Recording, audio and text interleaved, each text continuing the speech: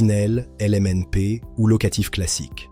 En 2026, qu'est-ce qui est vraiment rentable? On vous a sûrement déjà promis zéro impôt, cash flow positif, investissement magique. On vous a expliqué qu'il suffisait d'acheter pour que tout fonctionne tout seul. Mais la réalité aujourd'hui est très différente. Les règles ont changé, les taux ont changé, les contraintes ont changé. Et certains choix peuvent clairement vous mettre en difficulté financière. Dans cette vidéo, je vais vous dire la vérité sur ce qui fonctionne encore, ce qui est devenu risqué. Commençons par le Pinel. Le dispositif Pinel, dans sa version que tout le monde a connue, est arrivé à la fin de son cycle. Les avantages fiscaux ont diminué progressivement ces dernières années et en 2026, on ne peut plus parler d'une solution phare. Il faut être honnête, le Pinel n'a jamais été un investissement immobilier pur. C'était avant tout un produit fiscal pour réduire ses impôts. Le problème, c'est que dans beaucoup de cas, les biens étaient vendus plus cher que le prix réel du marché. Des programmes neufs avec peu de tension locative. Vous achetez un appartement, 220 000 € dans un programme neuf. Sur le marché réel, le même bien vaudrait peut-être 190 000 €.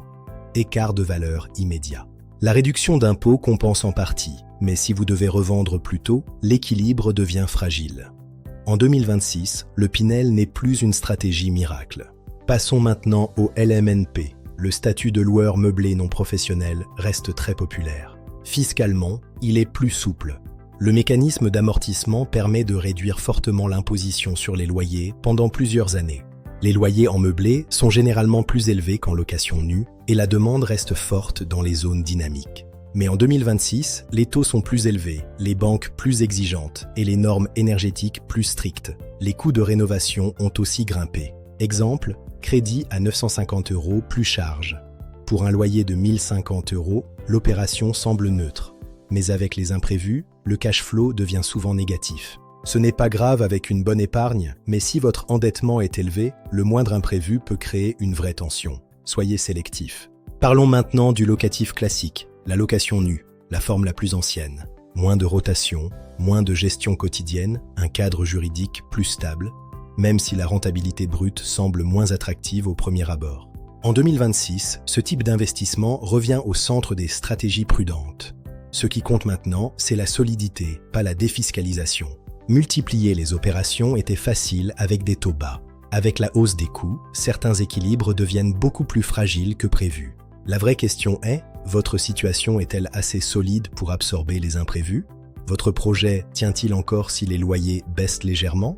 En 2026, il n'existe plus de solution magique qui efface les risques.